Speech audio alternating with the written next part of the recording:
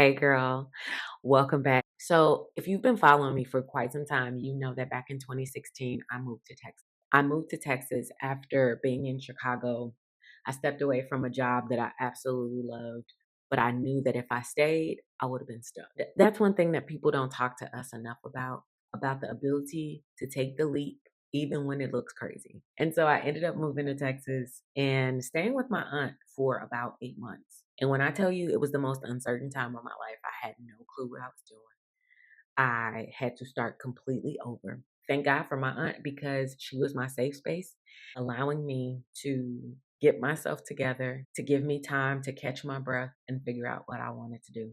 And while I was figuring out what I wanted to do, there was so many things that I wanted to try my hand at. And Girl Be You became my space to grow and pour into.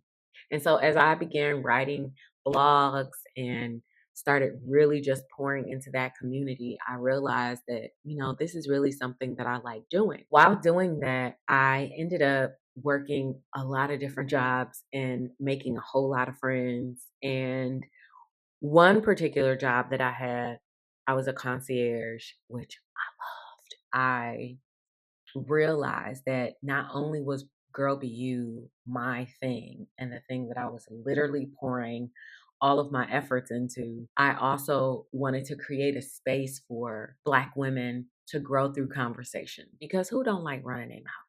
And so I created Grow and Glow, which a lot of people may not know a whole lot about, but it's another passion point and an extension of Girl Be You. Grow and Glow came from me wanting to grow in my lane in life, but also glow in whatever lane that was. So around 2017, I hosted my first Grow and Glow with my girl, Nicole.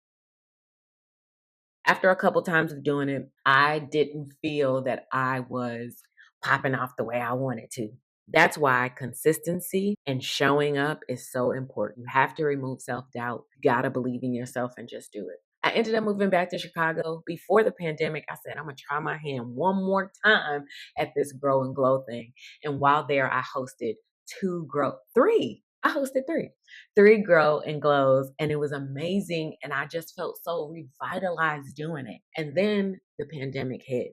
And then my grandmother's passed, and then grief took over, and I just felt like I couldn't do it at all. As life began to evolve, I still had that nagging feeling of like, you need to do Grow and Glow. Let's just pause here for a second, and whatever it is that you have in your heart, girl, you got to do that thing because the world is waiting for you. You may not have it figured out, you may not have the resources. If you got God and you got a plan, give that plan to Him and watch Him grow it and you be used as the vessel.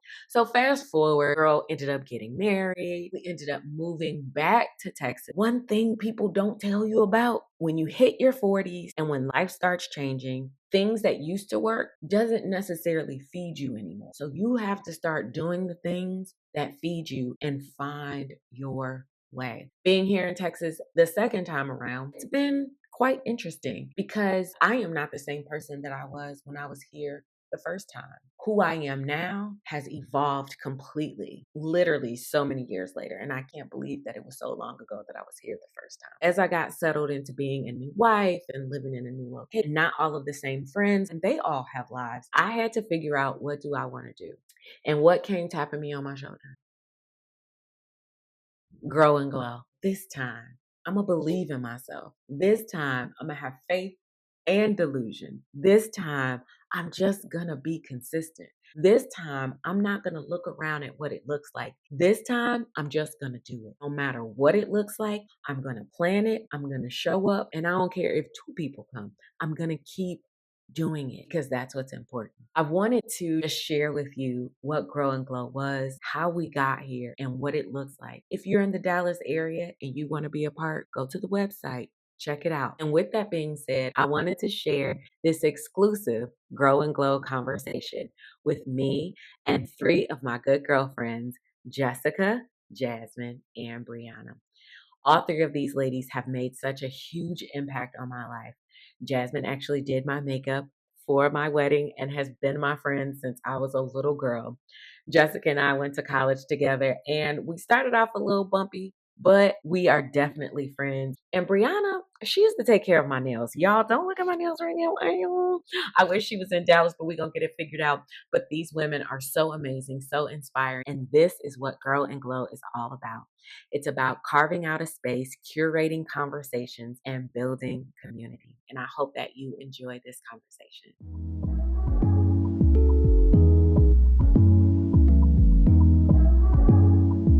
This is great. All right, so this is Grow and Glow. Today, I want to talk to you amazing women. All of us have our own lanes in which we're all thriving and passion work that we do. I wanted to have this conversation so people can A, get to know you all, and two, be inspired from you all the way I am inspired from each one of you all. Jasmine, of course, has been my friend forever, and she inspires me to, to consistently be yourself. Jessica has always inspired me to use what I got and make it happen. I watched her for years and years, and I'm like, I want to be like her. And Bree is just so amazing, so authentic. I love her. We have women when we go to the hair salon, we go to the nail salon. Our techs and our hairdressers become our friends. Have real conversations, child. Like, ooh, I have a few questions. So find yourself being the most amazing. I'm Brionne, but everybody calls me Bree. I always tell people I became a nail tech by mistake. Like, I don't have the typical story like hairdressers, like, I've been doing hair since I was 16 and then it fell in my lap. I laid off from a job, and first of all, the job was stressful. I didn't feel stifled. I was feeling so. The layoff was kind of like a blessing in disguise. So I was like, I don't want to start looking for another job. What can I do? I've been like playing around with nail art on press-ons with my little sister. So I was going to nail school. So I went to nail school just to have something to do. What? Ended up falling in love with it. But you always draw. I can't draw nails. It's a like I swear it's an art. I'm like this, baby. I don't see how you Like I've always been a creative person, but right. like, I'm not an artist. Like I can't. Wow, that's cool. I don't have any availability for you. Jessica. I grew up as an actress, singer, all of that. When the pandemic shut down, all of that shut down. I was doing a lot of live entertainment, especially for like kids, like Sesame Street, Barney, going tours, years. Yeah, I was on tour. I was just like, I want to create something. I was tired of going to auditions all the time. And so I started my blog, and that just blew up. It was God, because I just got to the point where it was like, I'm tired of begging somebody else to grant me permission to create. So I create my own stuff. And from that, grew a podcast. And from that, grew a coaching business. I didn't set out to be like an entrepreneur, just kind of fell in my lap. I need to just stretch out and do my own thing. So I've been doing that for the past couple of years, just doing me. Sometimes I had to go back to work. I think a lot of people in the entrepreneurial sphere aren't telling the truth about like how hard it is. And sometimes you might have to go get a job and then come back out. But that whole thing is just helping people reach their goals. I think all of us have like these God-given gifts and callings, but we let our low self-esteem or what other people have told us like stop us. And that's my whole mission, is to like throw you off the cliff and give you like the tools you need to do it. So well, hello everybody. Hey. I am Jasmine. Yes. I'm a large family. I'm the youngest of 7. And so being the youngest of 7, I was able to watch and learn through my siblings what I wanted to do for myself. My mother was an artist. She painted, she sketched, she sewed, she did whatever she could put her hands on to do, and did it well. She would always do her makeup in the mirror. Sunday mornings, faces beat. And I was like, can I just put on a little bit of your mascara? And she would tell me no, stay in a child's place. And so I was always in cheerleader and arts and things like that growing up. Where being a dancer and being in cheer, you have to wear a little bit of makeup. So coming from a strict home where my parents were like, no makeup until you're like 25. Right. I was like, sneaking lip gloss on, sneaking eyeliner on, things like that. But I always had a passion for art because I saw my mom had so much joy when she would sit down and just sketch. I went to school for fashion design, so I have a degree in fashion design. I had a passion for makeup as well. I thought I'm going to move to LA or move to New York and become a fashion designer / makeup artist, and it didn't really happen like that. I always wanted to work for MAC Cosmetics. That's where my background is with MAC. I worked with them for about over a decade. I started doing my own thing. My business is beautification, self-care, enhancing your natural beauty, building confidence with women, and that's what I do today. And I love it. Next question is, when did you feel it was time for you to follow your own passion and dream? You talked about being let go from a job. For me, it was always like I can't stand corporate. I don't like white folks because not that I don't like them. It's just in corporate, y'all be doing a whole lot, and always a growth area for me. And I realized that it was time for me to leave when I was getting angry. I was always upset. I was always trying to find ways to not do work. I would schedule time and be like, I am booked, and I'd be in the bed asleep. I let go from corporate. To Jessica's point, I was very much like super nervous. Like, oh my God, what am I gonna do? Like, unemployment and this little severance only lasts for a little bit longer. And I think it's really about a faith walk. It's really about trusting what's inside of you. But I think for me, mine is a reoccurring reminder that I need to just completely do what it is that's been put in my heart. Because some days I'll be like, yes, I ain't gonna do it. Then other days I'll be like, ooh, that's too much. Girl, these bills is a lot. So what was it within you to know, like, it's time for me to follow my passion, Jasmine? Like, when did you say, like, okay, Mac, thank you for the training. It's time for me to step out and do my own thing? Well, I have a 15-year-old son, and I've worked for Mac for 12 years. And raising him and working retail hours, I missed out on basketball games, karate, soccer, you name it. I was not there because I was chasing the dollar. And the dollar was good, but you can't get back that time with your children. So if you all have children, you already know. That retail life, even though I was in a manager position, it was 12 hours a day where I wasn't at home to tend to him, to be present as a mother. 2019, I got married in 2018. 2019, I gave birth to my daughter, Micah, who was born at 26 weeks. And she spent the first year of her life in the NICU. She was not a pound. She was 10 inches. She was 450 grams.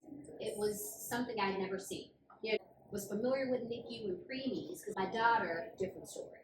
So having all those years with Mac, having a baby, pre-pandemic, severely premature, I knew that looking at her in that incubator, I didn't know when she would come home or even if she would live. So in those intimate moments, those precious moments with her life being at stake, I was able to kind of sit back and reassess what is it that I really want for me, for my family, and for the new baby, the new family member that I had just given birth to. I had 6 months off. In those 6 months, she was still in the hospital. So it wasn't just like I was shooting the breeze with my feet up. I was tending to the bedside of my premature baby who was up and down with life every other day. And that gave me time to kind of think about the after, the next. And so after having her, we're in the pandemic. So March, everything shut down. That was my blessing in disguise, that pandemic. She wasn't ready to be discharged. I was furloughed. More time to tend to her and then reassess what the next steps were. I knew going back would be challenging because she was supposed to come home with a trach. She was supposed to come home with tubes. Home on her first birthday. So September 2019 to September 2020, that's when she was discharged. Back to work during the holiday season. So it just didn't feel the same. My desire was not there. It just felt different. I said, I can no longer put this business or this brand before me. I have to put me first because I matter too. My career, I love all the perks and the benefits and speaking to people and doing what you love, you don't feel like you're working. So nothing about the job was hard. It just didn't put me first. I still had to punch a clock. I still was missing meals with my children, missing dates with my husband because I was on somebody else's time. So having her in that storm or whirlwind, if you will, it gave me time to dial back and come up with a business plan. And so that's what I did. This year, in January, I decided to take that leap of faith and doing my own thing, and I haven't looked back yet. It was the best decision I've ever made. It's amazing when you can stand back and see people take this leap of faith, and I think that sometimes we don't give credence enough to choosing yourself and choosing your peace. We, especially as Black women, that whole trope of like, I'm a strong Black woman. No, I'm not. I am helpless and I am a damn I am fragile and I need to sit down somewhere. That's why. The idea of choosing yourself is so important. Right. And the beauty is being able to work for yourself, create your own plot for yourself. So I think that's beautiful. Jessica, how did you realize that it was time for you to kind of do your own thing? Well, it's funny. I'm kind of in that season now. So I just had my first baby, and he was almost born at 25 weeks. That's why I'm like, girl, what? Like, just like touched me. I feel like crying because that stuff is so scary. It is scary. Having him, this is my first time being in a healthy relationship Yes, with a man that's like, stay home. I got it. I got all the bills. And I'm like, nigga, what? Wait, hold on. I've never been this vulnerable. And I have this free time. I had gotten a quick little job during my pregnancy just because it was like, I want just to still have some income coming in for myself. Maternity leave was over. He was like, don't go back. Just, you got your own stuff. This is your free time to really do it. My dumb ass got a job. I have a friend. He said she has her own business. She needed help with emails, customer support. And I was like, oh, I can do that while the baby sleep. Y'all, the more I do that, I'm taking time away from Cole. It's like this pressure on me. Like, she wants us to respond in 2 hours or whatever. He'll be crying, and I'm like, oh no, I gotta go to work. And it dawned on me, like, just you're currently self-sabotaging. You're with somebody that said, go off, sis. You are comfortable, you're at home with your child, you have a clearer idea of this next phase of the business, but it's so scary. So we're like, I just put me first and put my kids first. It's like, I'm there, but I'm scared because I'm in this new territory where it's not just me taking care of myself. You know, you can depend on yourself, but having to depend on somebody else. And he's proven time and time again, he got my back. That's my relationship with God too. God be like, girl, go. And I be like, yeah, but you like working in disguise and behind the scenes. I need to know what's going on in the now. You don't though. But it's not working because it's not supposed to be. In my journey, I'm constantly taking leaps of faith, and I'm being invited again to just go off. And I know it's time because I have the space and opportunity to. It's like, when else do you get somebody that's like you said, you have a support system that's like, jump, I got you. Nah, I'm gonna get myself. And it's like, girl, go. So I'm gonna catch myself. Right. And these new ideas keep coming to me, and like the not only ideas but the how to do it. It's like just come on. So I'm at that door that's been opened. That's awesome. So I'm there now, and it's just time. I just have to. So I'm gonna be a part. It goes back to that point. We should have entitled this "Choosing Yourself." Yeah. You have to choose yourself. By the way, she did tap the Browns nails. I just want y'all. She wasn't gonna sing it, so I can't say it. You realize that, like, So after I finished nail school, I went back to a desk job. I was scared. Like, I'm fresh out of nail school. I don't have no clients. Like, I had people that was coming to my house in my third bedroom and letting me mess them up. A steady paycheck because that's what I'm used to. But when I was at that job, when I say the majority of my time was spent trying to figure out how to get fired, I'm not. What can I do? What can I do? Because I can't jump because I need this unemployment. Let me get myself fired. Oh, wow. Listen, I've been there. I have like 100. So got myself fired, and I was like, I got myself fired, and I started out at an Asian nail salon, but real Americanized, and they owned a nail school. So I was learning more while I was there. So kind of was like, I still work for somebody. You know what I'm saying? Moved on to another nail salon, which was more centered around nail art, which is what I really wanted to get into. Okay. So that was a wonderful experience. And then the pandemic. So we shut down, we came back, everybody needed their toes done. And that's when I was like, not today. Get their feet done for what? 3 months? Or whatever. I said, hey, listen. Hey guys, enough's enough. I do my own thing. I'm not gonna be doing this. Me and 2 other nail techs I worked with there kind of branched off. Like, well, you know, we could do this. Rented a suite and started working for ourselves, and I was like, that was scary because it's like, I have clients there, but are those clients gonna come with me? And then am I gonna be able to sustain? And I was able to, like, the people came with me, and then they moved with me, and then You got loyal customers. So it definitely was scary. You don't have somebody could cancel on me 5 minutes before the appointment. You know what I'm saying? Like, so it's not guaranteed, but it just feels better. And then we were speaking about boundaries. You still have to set boundaries even working for yourself. You really are. Because I'll have people that'll be like, well, you have a 7 p.m. appointment, huh?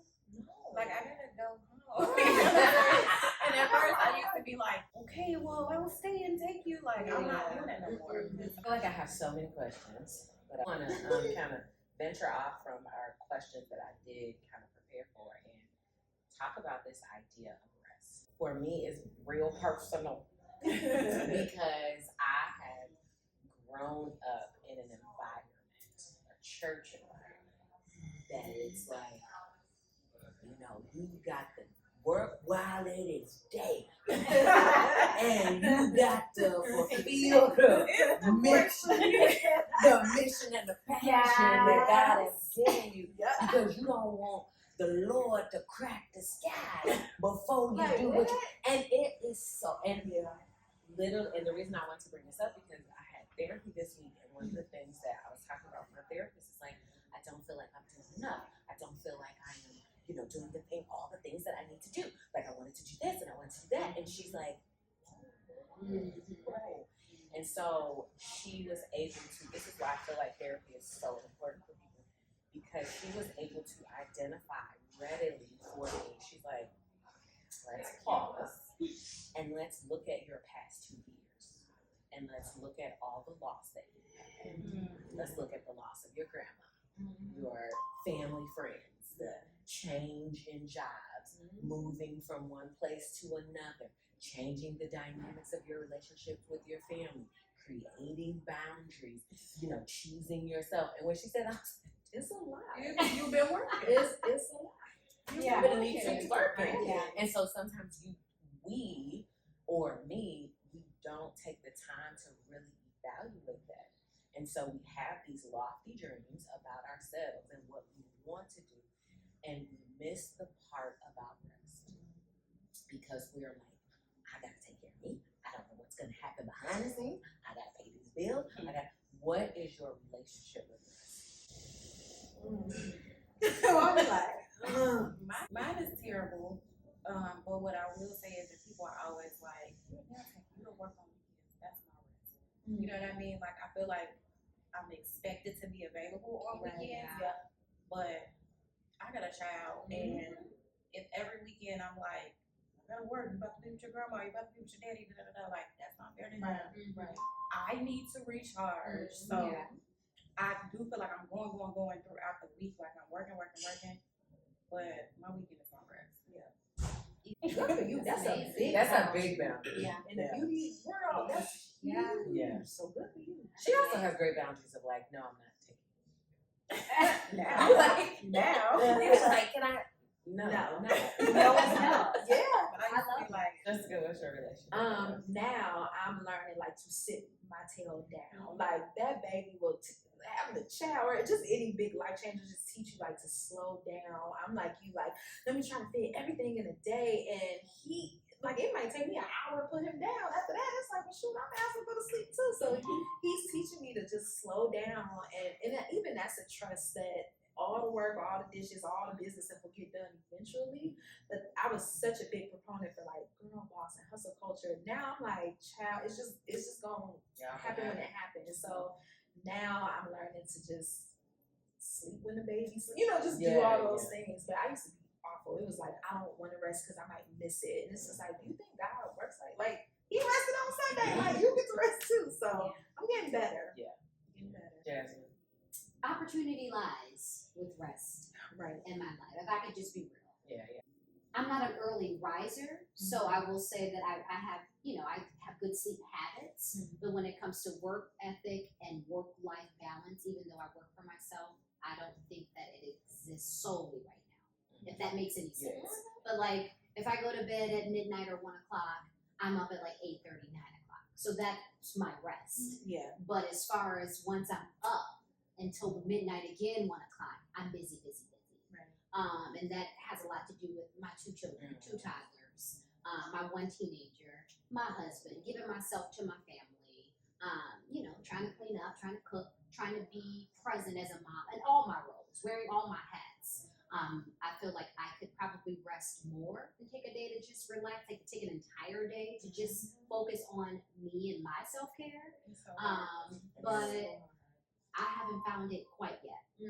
I think it's also very difficult to unlearn certain things, but also it's difficult when you have the responsibilities. I don't think we talk enough about like what does a mother do that has toddlers?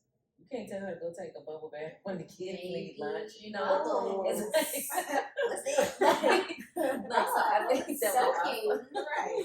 So I think we also have to like dishes. Dishes. So take into consideration that like not the conversation that people have about rest and getting it and making sure that's not always the case for everyone.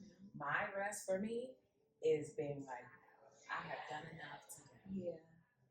I have accomplished 15 of the 45 things on my to-do list. And if I don't complete everything, it's okay. My rest is a mental rest for me because mentally and internally, like, I suffer with like the internal of being like outside. Everybody's like, oh my gosh, she's so funny, she's so amazing, and so I'm like, I'm gonna die for her. That's for you.